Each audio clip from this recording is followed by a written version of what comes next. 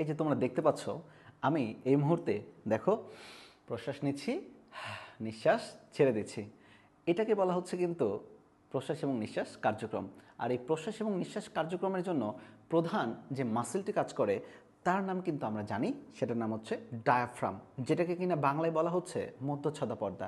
আর এই ডায়াফ্রামটা আমাদের দেহে ঠিক এইভাবে লেগে থাকে, যেটা কিনা আমাদের চেস্ট মানে বুক এবং আমাদের অ্যাবডোমেন মানে পেটের মধ্যে একটা ব্যবধায়ক পর্দা।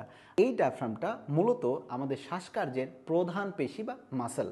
এছাড়াও আমাদের শ্বাসকার্যের আরও একটা গুরুত্বপূর্ণ মাসেল রয়েছে, যেটাকে বলা হচ্ছে ইন্টারকোস্টাল মাসেল।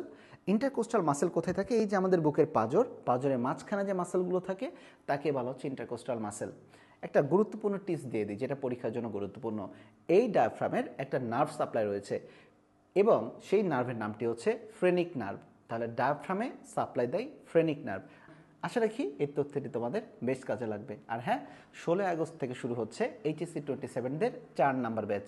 আজকে অ্যানাউন্স করেছি, আলহামদুলিল্লাহ আজকে থেকে কিন্তু ভর্তি শুরু হয়ে গিয়েছে। তাই লেট না করে দ্রুত চলে আসো।